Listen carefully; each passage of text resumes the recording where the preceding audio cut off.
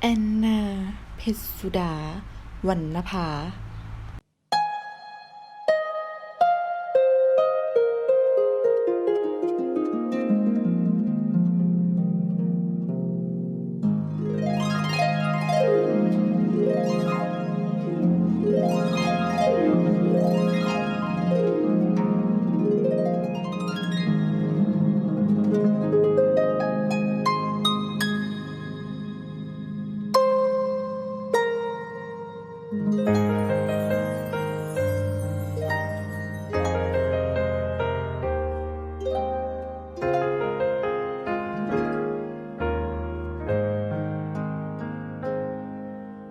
คน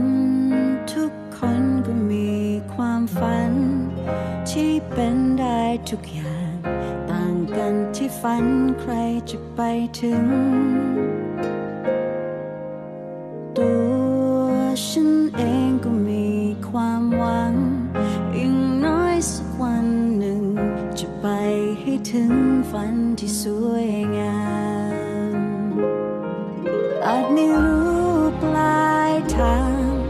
มันอยู่ตรงที่ใดอาจจะท้อจะเหนื่อยแต่จะขอ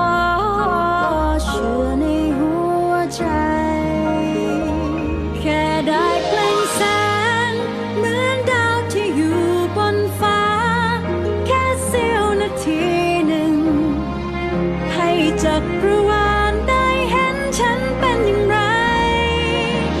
เพียงได้ทำตามสิ่งที่ฝันเท่านั้นก็ยิ่งใหญ่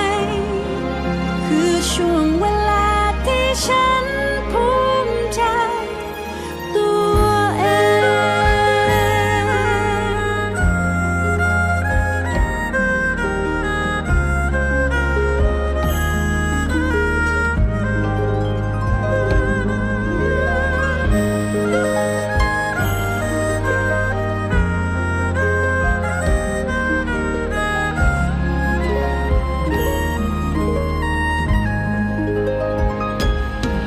อาจไม่รู้ปลายทางมันอยู่ตรงที่ใดอาจจะท้อจะเหนื่อยแต่จะขอเชื่อในหัวใจแค่ได้เปล่งแสงเหมือนดาวที่อยู่บนฟ้าแค่เสี้ยวนาทีหนึ่งให้จักรวาลได้เห็นฉันเป็นอย่างไรเพียงได้ทำตามสิ่งที่ฝันเท่านั้นก็ยิ่งใหญ่คือช่วงเวลาที่ฉันภูมิใจตัวเองแค่เพียงฉันมีโอกาสทำตามฝันที่อยู่ในใจ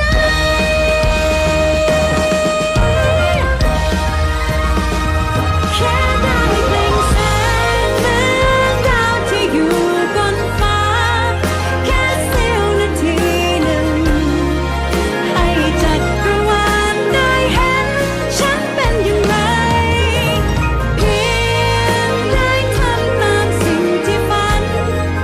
เท่านั้นก็ยิ่งใหญ่คือช่วงเวลาที่ฉันภูมิใจตัวเองคือช่วงเวลาที่ฉัน